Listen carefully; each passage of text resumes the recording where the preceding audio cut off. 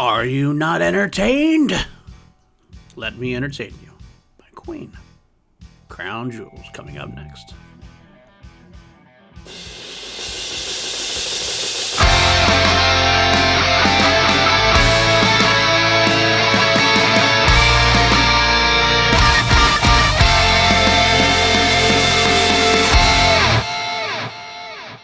What's up, everybody? Welcome back to PLD Project's Crown Jewels. I'm your host, PLD, and welcome back to the podcast where I take you through the entirety of the Queen catalog, including solo material, as we determine which is the best version, the Crown Jewel version of each song to put into our ultimate playlists. We also go through some notes, some quotes, some history.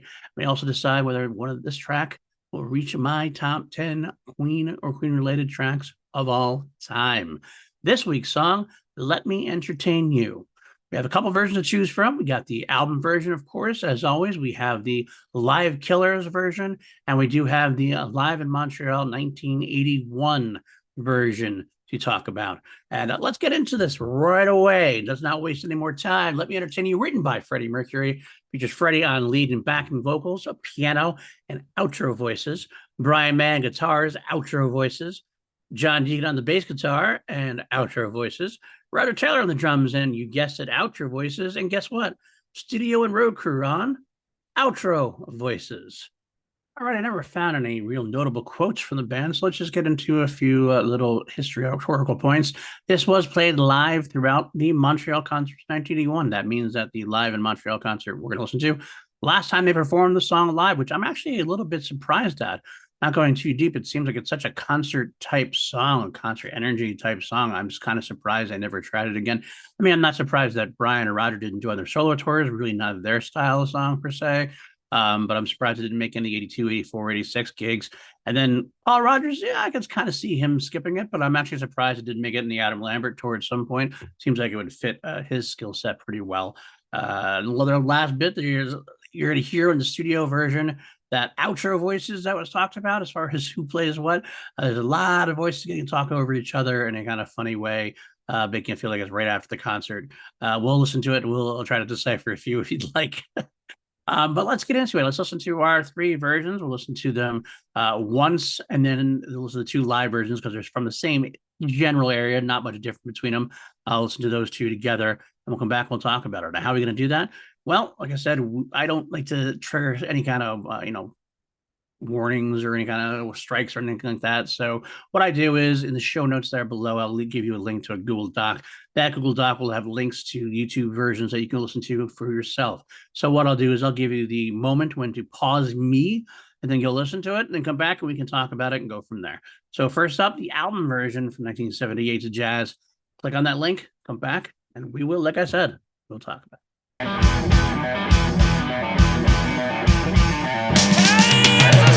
All right, there you have it. I don't know why the song is at this spot in the album.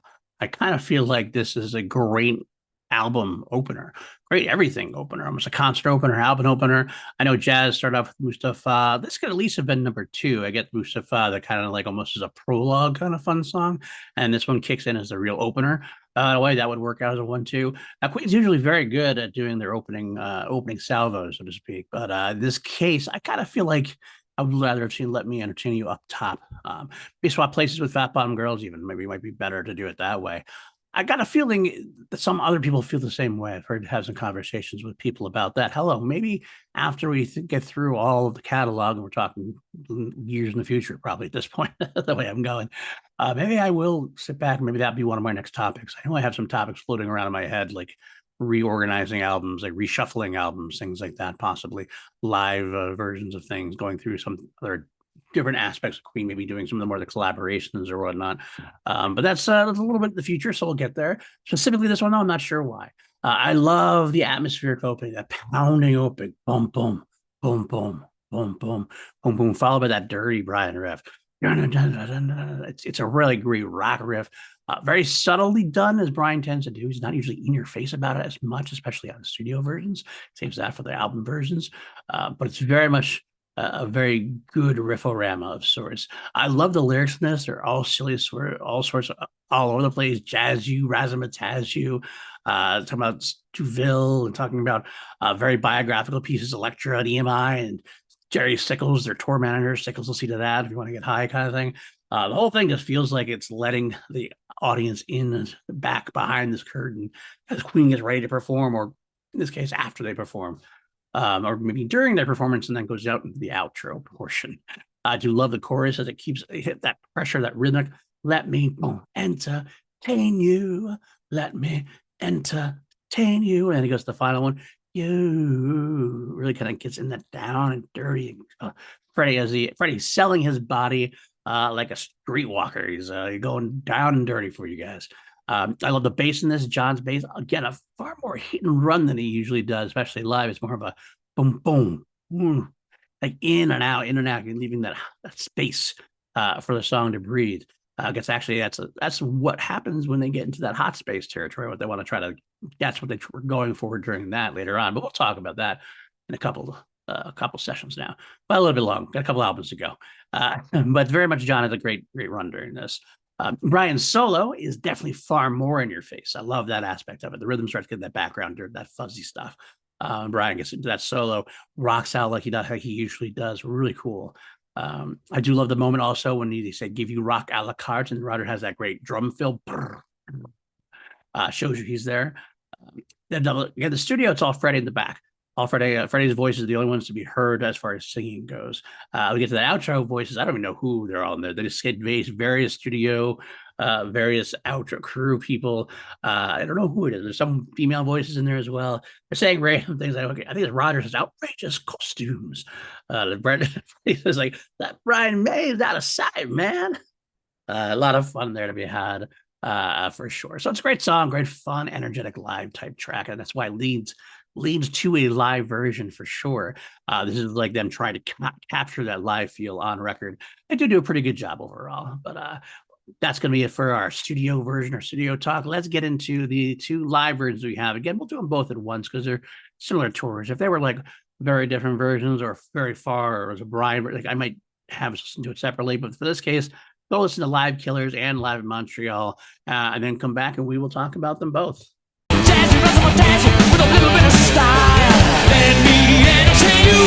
All right, there's the two live versions. Yeah, Live Killers, you've heard me, complain about before. It's funny, I always come across so negative to the album, but it is a very good, it's the first live album, well, second live album I got from the band. I got Wembley first. But it's great to have that set list. And it's a great set of songs. I have my complaints after some time about the mixing and everything else. I'd love to see a truly fixed version, or they actually maybe release full concerts from that. Maybe a box set would be great. I don't love the fact that they Frankenstein everything there. Like I said, I mentioned it before. If you're a fan doing it, that's one thing. But if you're the band with all the different versions, just pick the best version. Go from there. My friend Bob, of course, Bob runs the site queenlive.ca, where he does a great analysis on it. In this case, though, he doesn't know what the source is from. He says they're unknown. He does think they were spliced together about 2.5 minutes in. He spliced another one. It sounded like a different one to him. He does great analysis. I could never do that. I don't have that kind of ear set before switching into Barcelona for the next song. So I don't know what it's from or which version these are from, but they are solid performances for sure. Bob Wagner, of course, queenlive.ca. I always try to push that when I can. Brian is far less subtle in the live version, even in his rhythm playing. He definitely comes across very much more in your face. It's about the guitar. I think it might have to do with mix. You don't want to play it so far down. You let Freddie's piano shine a little bit more in the studio version. Freddie doesn't play the piano, as far as I can tell, in this live version. So it's more just that Brian has to take over that way. John is also far more present, it feels like. I don't know, again, is it more of the tougher to do the in and out live or something? He kind of tends to be more present throughout. And I don't mean present as in like he wasn't there for the studio. He feels like he played a little more. He lets it ring out a little bit more. Of course, specifically, as almost always, when Freddie does all the vocals in the studio version, Roger makes his voice heard a lot, and the backing vocals in the live version, on both of them for sure. Now, specifically for Montreal, I want to say the tempo gets really up. You can tell from the beginning it's a lot more faster, a lot more playful, a lot more no time to ease in. Roger really puts on a show in the 81 one. Brian plays really dirty at times. Got that real fuzzy feel to it, which I like. It's a great mixed media one, whereas Lad Killer, not so much.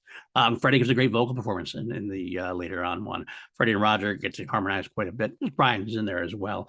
I always like heighten Roger's backing vocals live and not Brian. And it's not that Brian does bad. He's just a little more, he's solid, but not remarkable in terms of you don't hear him. And some people would argue that you're not supposed to hear him specifically as a back. He's supposed to blend in with everybody else. And I get that to a degree. But because of that, it doesn't become anything to talk about. He does that kind of solid middle ground there, and it's really good. But Roger really comes across, and I love hearing Freddie and Roger just sing together. I think that's, again, I said that's a secret sauce a lot. I think it is true. So, but yeah, those are the two live versions we have of the song. Very similar overall. The tempo goes up a little bit in Montreal. They feel like they've been playing a little longer, playing a little more. Maybe they got they do their tape in the shows. They kind of got a little more amped up. Who knows? But both are very good versions. All righty, then it's time to rank the Crown Jewel versions, and then we can rate the song. Of the three versions we have, I'm going to list them from lowest to best to the Crown Jewel version. Not a whole lot of discussion needs to take place. First of all, to the album version, the live version. Well, in that case, I'm going to tell you right off, it's going to be the live version. So the album version is going to be my least favorite on the list. And that's not because they've done anything bad, but I just love the live energy of the crowd in a song that just begs to be played live. It begs to be a live in your face, kind of in front of thousands of people kind of song. Let me entertain you. Are you not entertained? So album version is my least favorite. That's the number 3 on the list. So it comes down between Montreal and Live Killers. And I got to tell you, most of the time, for mix alone, Montreal is going to win. But in this case, I really like Montreal's tempo being so up. I really love Roger's voice being so crisp. I think Brian's playing is better. I think Freddie's voice is better overall. So I'm going to give it Live in Montreal 1981 is my crown jewel for sure. Now, on a scale of 1 to 11, this song, we always turn things up here to 11 on PLD projects. I'm gonna give Let Me Entertain You a solid 8. It's a great, like I said, great energetic live song. I've heard better. I've heard more ones I try to turn on before I turn this one on, but this one comes on, they're not gonna turn it off. And if they played this live at a concert, I'd be psyched to shit. So I like it. I like it quite a lot. 8's a good solid number. However, it does not slide into my top 10. Which is my next segment here. We haven't had a song go into the top 10 in a while. That's because all of the songs in the top 10 are 10.5 out of 11 or higher. That's a high bar to reach. I don't know when we're going to get there again. I might be a little bit. There is one song on this album, just thinking ahead, that might reach that goal. We'll have to see when we get there, but it's not this week's version. I'm going to tell you right now, it's probably not next week's either, although I do like next week. Next week's song, Dead on Time, a very great Brian May rock and roller, underrated Brian May rock and roller, I got to say. A hard rock version, it's a song that Guns N' Roses talked about covering before back in the day. It actually uses a thunderclap, an actual thunderclap from God. But we'll get there sure enough. That's next week, Dead on Time. If you do like this, hit that like and subscribe button. Leave comments. It helps with the algorithm a little bit. If you're listening on the audio feed, give us a 5-star rating. That stuff really helps. Want to help even further? Patreon.com/PLD projects. Join like Austin Goodell, Jeff Alterman, Brandon Buckingham. Great crew. I really couldn't do it without them. And if you can't, I can get it. Just help out as many ways you can. I want to get this community out and going. I love talking about Queen in every which way, shape, or form. And yeah, that will do it for this week. Next week, we will see you again on Dead on Time here on PLD Projects Presents Crown Jewel. Bye now.